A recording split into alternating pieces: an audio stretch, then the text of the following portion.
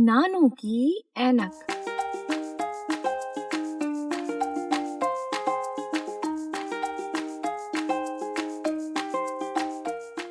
نانو کو دور بہتے دریا کے شور، چیڑ کے پتوں کی مہک اور اپنی نواسی کرن کی قربت کا احساس تھا۔ نہ تو دریا انہیں دکھائی دیتا تھا، نہ چیڑ کے درخت۔ بس جب ان کی نواسی ان کے بہت پاس آ جاتی تو اس کے لمبے بال، گہری آنکھیں اور چمکتے دانت ہی نانو دیکھ پاتی۔ نانو کی اینک پرانی ہو گئی تھی، 10 برس سے تو وہ اسے لگا رہی تھی۔ آہستہ آہستہ ان کی نظر کمزور ہوتی جا رہی تھی۔ ان کی اینک صرف پرانی ہی نہ تھی، اس کے شیشوں پر اتنے عرصے کے استعمال سے خراشیں اور دھبے پڑ گئے تھے۔ اب انہیں اس اینک سے بہت کم نظر آتا تھا، لیکن نہ ہونے سے تو بہتر تھی۔ یہ بھی نہ ہو تو ہر چیز صرف دھواں۔ نانو اپنے گھر اور کھیتوں سے مانوس تھی اور وہاں چل پھر لیتی تھی۔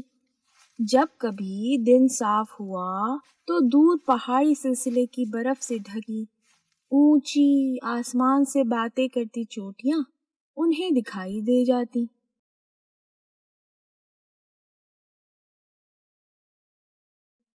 کرن اور اس کے ابا کو اس بات کا احساس تھا کہ اب نانو کی آنکھوں کا معائنہ کروانا اور نئی اینک بنوانا بہت ضروری ہو گیا ہے۔ مگر بھلا گاؤں میں یہ سب کیسے ہوگا؟ نانو نے کہا۔ گلگت والے آنکھوں کے اسپتال تک جانا ہوگا، ابا نے کہا۔ وہی سب سے قریب جگہ ہے۔ لیکن پھر بھی 2 دن کا سفر ہے، نانو نے شکایتاً کہا۔ پہلے تو پیدل چلوں منڈی والے قصبے تک، پھر تمہارے چچا کے ہاں رات گزاروں اور صبح کو باقی سفر کے لیے بس پکڑوں۔ تم جانتے ہو بس سے میرا جی کس قدر گھبراتا ہے۔ 10 برس پہلے تک تو میں پیدل گلگت پہنچ جاتی تھی، جب ہی تو میں نے یہ اینک بنوائی تھی۔ خیر وہ وہی ہیں ابھی، کرن کے ابا نے کہا۔ کون کہاں ہے؟ گلگت اور آنکھوں کا اسپتال وہ بھی۔ خیر اب میری آنکھیں اتنی بھی خراب نہیں ہیں، نانو نے بہانہ بناتے ہوئے کہا۔ ایک تو گاؤں سے کہیں بھی جانے کو ان کا جینا چاہتا تھا، اور پھر کرن سے الگ ہونا انہیں بالکل گوارا نہیں تھا۔ کرن 11 برس کی تھی اور اپنے آپ کو سنبھال سکتی تھی۔ ماں کے مرنے پر وہ 1 برس کی تھی، جب سے نانو نے ہی اسے پالا تھا۔ آخر وہ اس کی نانی تھی۔ ان تمام سالوں میں انہوں نے سارے گھر بار، مال مویشی، مرغیوں اور باپ بیٹی کی پوری ذمہ داری اٹھائی تھی۔ گرتی نظر کے باوجود وہ دودھ دوہتی، کھانا پکاتی اور مکئی کی فصل کاٹتی۔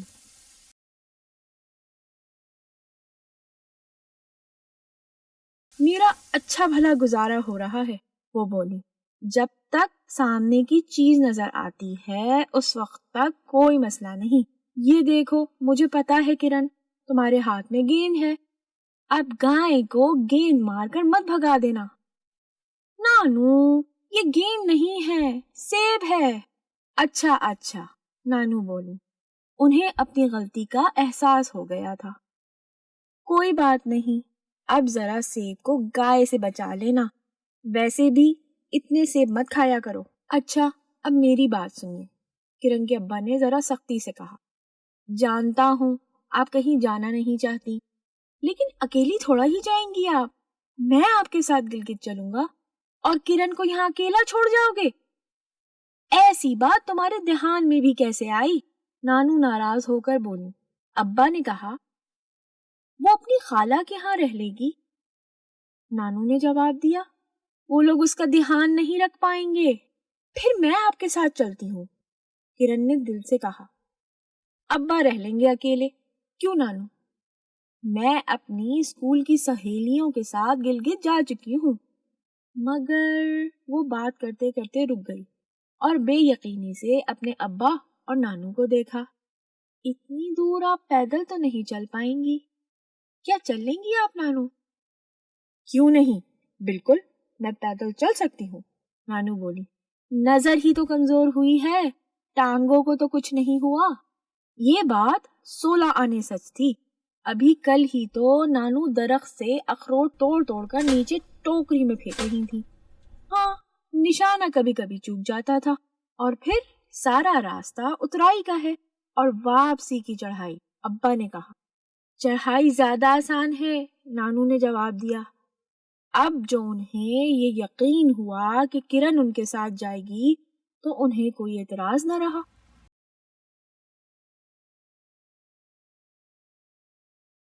برسات شروع ہو چکی تھی۔ پتھر کے ایک چھوٹے سے گھر کے پیچھے سے ڈیلیا کے پھولوں کا ایک جھنڈ سر نکالے کھڑا تھا۔ کرن نے انہیں بڑھتے پھولتے دیکھا تھا۔ انہیں دیکھ کر اسے وہ دن یاد آ گیا جب وہ ابا کے ساتھ بازار گئی تھی اور واپسی پر تھوڑے سے پھولوں کے بیج اور ڈوڈے نانو کے لیے لے آئی تھی۔ یہ بڑے بڑے پھول ہیں نانو، اس نے کہا تھا، آپ انہیں اچھی طرح دیکھ سکیں گی۔ اور نانو کو واقعی پھول دکھائی دے رہے تھے۔ ڈیلیا کے سرخ اور زرد پھول گھر کی پتھر کی پرانی دیوار سے ٹکے ہوئے تھے۔ اب جو نانو کی نظر ان پر پڑی تو بولی، گلگت سے ہم کچھ بیج اور ڈوڈے لے لیں گے، سفید گائے کے لیے ایک گھنٹی بھی، تمہارے ابا کے لیے ایک سویٹر، اور کوئی چیز تمہارے لیے بھی بیٹا۔ ذرا سوچئے تو صحیح، کرن کے ابا نے کہا، آپ وہاں اپنی نظر کا معائنہ کروانے جا رہی ہیں یا خریداری کی مہم پر؟ میرے پاس اس وقت زیادہ پیسے نہیں ہیں، جو کچھ ہے آپ کو اسی سے کام چلانا پڑے گا۔ ہم کر لیں گے، کرن نے کہا۔ ٹھیک ہے، نانو بولی، کچھ میرے پاس بھی ہیں، ہمارا کام ہو جائے گا۔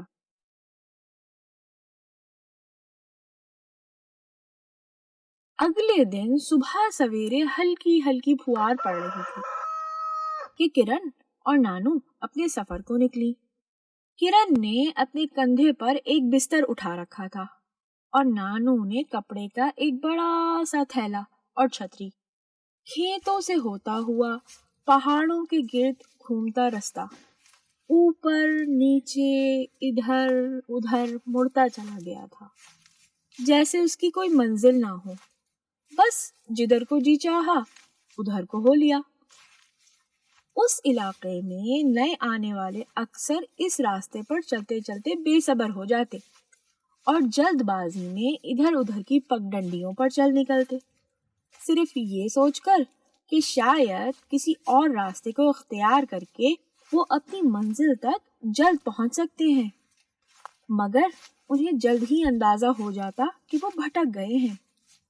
اصل میں یہ راستہ بڑا اچھا تھا، سمجھدار سا۔ برسوں کے تجربے کے بعد پہاڑوں کو طے کرنے کے لیے یہ راستہ بہترین ثابت ہوا تھا۔ جب بھی آپ تھک جائیں ہم سستانے کو ٹھہر جائیں گے، کرن نے کہا۔ ابھی تو ہم نکلے ہیں، نانو نے جواب دیا، جب تمہیں بھوک لگے گی تب ہی ٹھہریں گے۔ وہ دونوں چپ چاپ ایک سی رفتار سے چلتی گئیں۔ طوطوں کا ایک جھنڈ ان کے سر پہ سے گزر گیا۔ ایسا لگتا تھا کہ خاموش آسمان پر لال اور ہرا رنگ بکھر گیا ہے۔ ایک اونچے صنوبر کے پیڑ پر ایک چڑیا مسلسل بولے جا رہی تھی۔ اس کی چہکار اور بارش کی ٹپ ٹپ کے علاوہ کوئی اور آواز نہ تھی۔ کرن ایک جھاڑی سے سیاہ رنگ کے جنگلی پھل توڑنے کو رکی۔ نانو کو یہ اچھے نہ لگتے تھے، اس لیے انہوں نے اپنی رفتار کم نہ کی۔ کرن کو دوڑ کر ان تک پہنچنا پڑا۔ اس کے ہونٹ سیاہ پھل کے رس سے اودے ہو گئے تھے۔ بارش تھم گئی اور دھوپ نکل آئی۔ نیچے صاف ستھرے دھلے کاہی رنگ کے جنگل کے پس منظر میں دھان کے کھیت چمک رہے تھے۔ پہاڑوں پر سنہری دھوپ پھیلی ہوئی تھی۔ کرن ذرا آگے کو دوڑی۔ ٹھیک سے نظر آ رہا ہے نانو؟ اس نے پکار کر پوچھا۔ تمہارا سفید دوپٹہ اور رستہ نظر آ رہا ہے مجھے، اس وقت اتنا ہی کافی ہے۔ اچھا ذرا دھیان کیجیے، پیچھے کچھ خچر آ رہے ہیں۔ نانو ایک طرف کو ہو گئے تاکہ خچر گزر جائیں۔ راستے کے پتھروں پر خچر کے کھروں کی ٹکرانے کی آوازیں آ رہی تھیں۔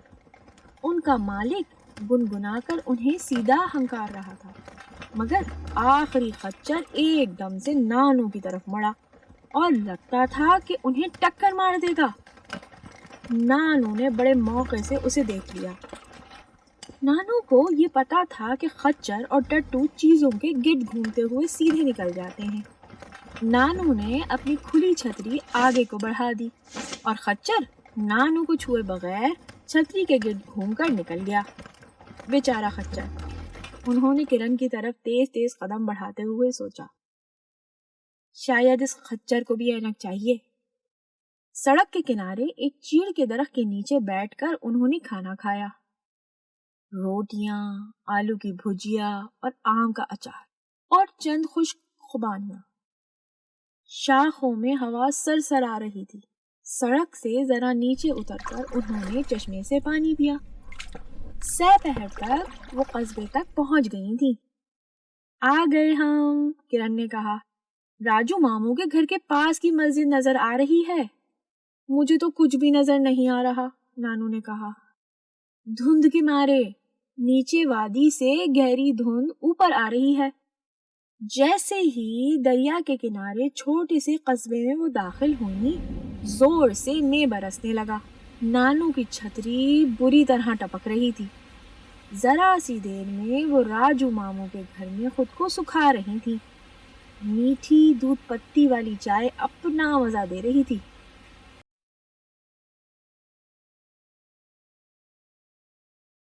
دوسرے دن کرن جلد جاگ گئی۔ بس کا بھونپو زور زور سے بج رہا تھا۔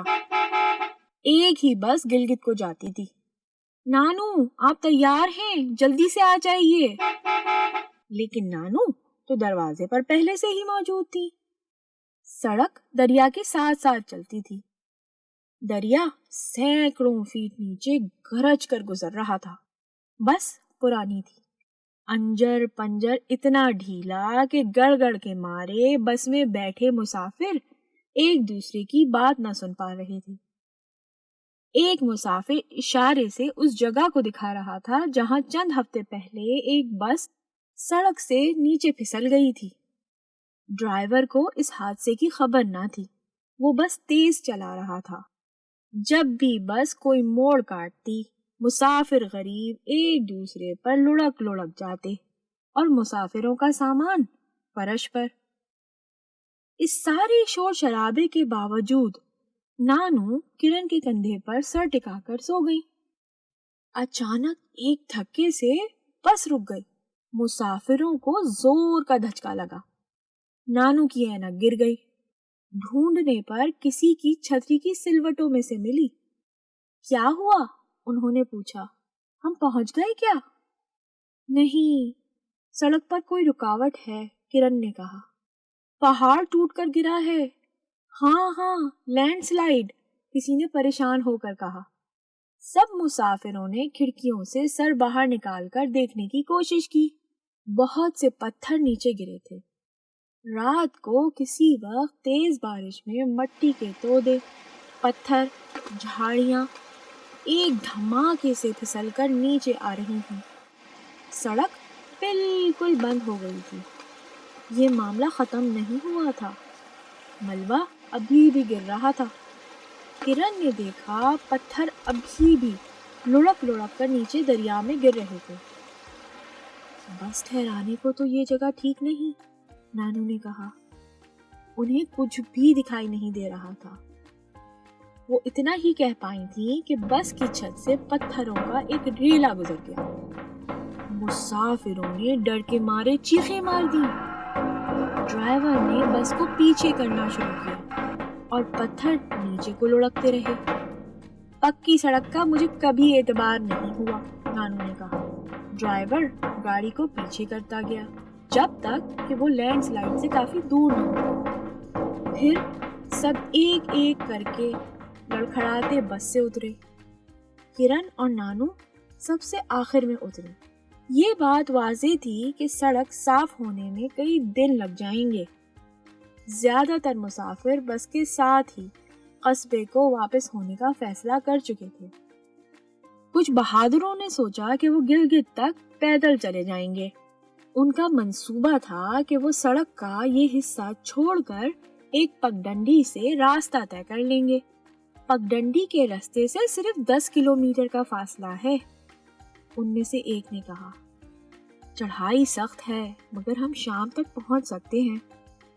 کرن نے نانو کی طرف دیکھا، کیا قصبے کو واپس چلیں؟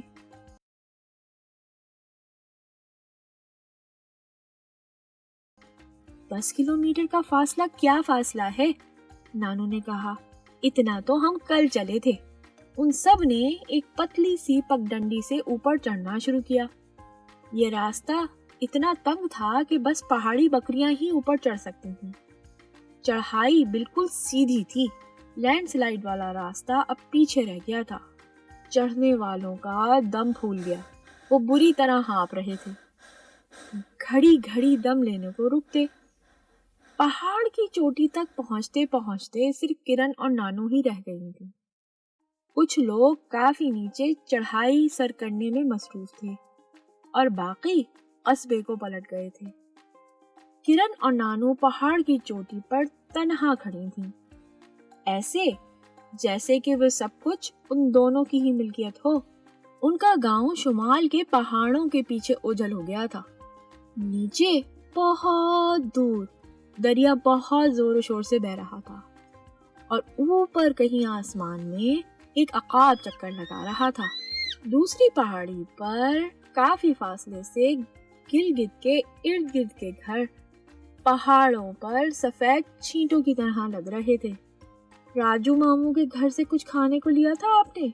کرن نے پوچھا۔ کیوں نہیں، نانو نے جواب دیا، میں جانتی تھی تمہیں بھوک لگے گی۔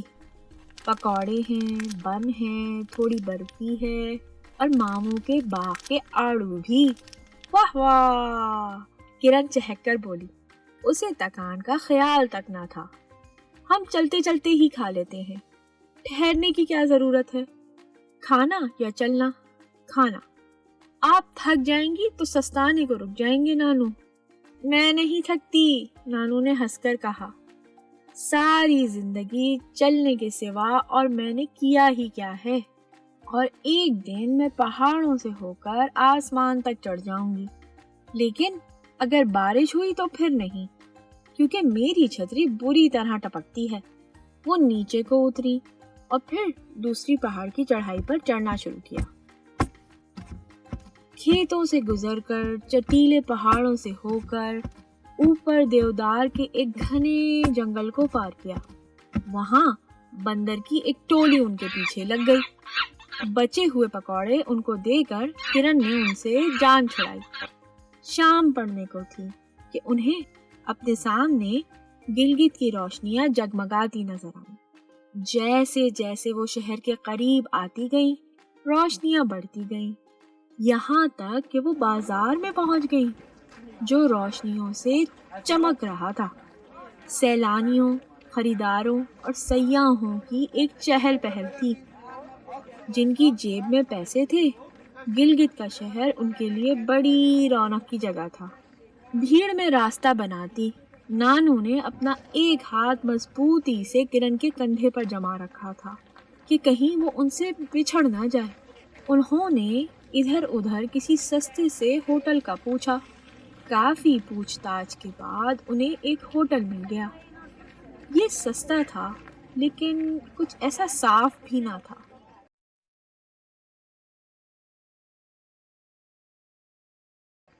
اگلی صبح آنکھوں کے اسپتال کے سامنے ایک لمبی قطار میں وہ دونوں بھی لگ گئیں۔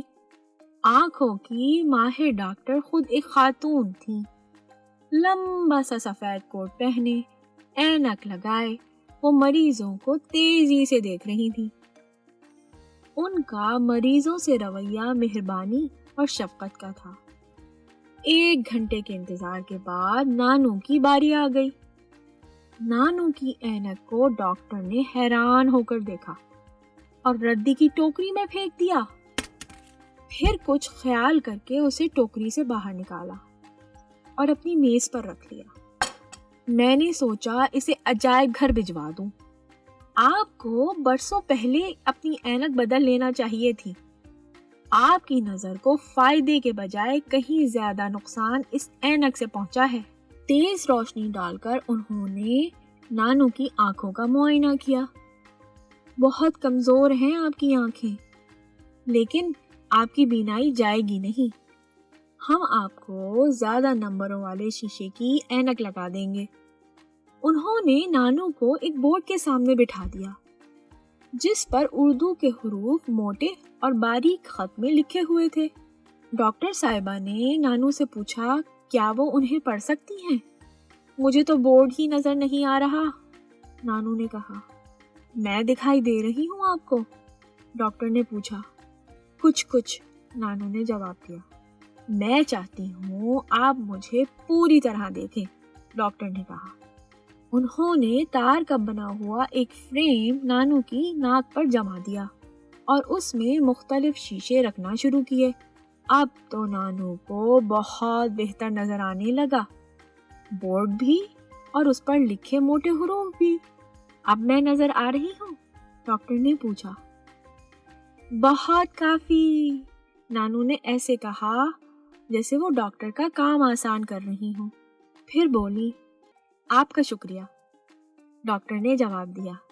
اچھا، اب ذرا گھوم کر دیکھیے، اپنی نواسی نظر آ رہی ہے آپ کو؟ نانو مڑی اور برسوں میں کرن کو اس طرح صاف اور واضح طور پر دیکھ پا رہی تھی۔ کرن! مارے خوشی کے تالیاں بجا کر وہ پکاری۔ کیسی پیاری لگتی ہو، میں نے کیسی اچھی لڑکی کی پرورش کی۔ تمہارے بال کٹنے والے ہیں اور تمہارے کرتے کے بٹن، جوتوں کا نیا جوڑا۔ چلو بازار چلو، پہلے نئی اینک تو بنوا لیں آپ، کرن خوش ہو کر بولی۔ پھر بازار چلیں گے۔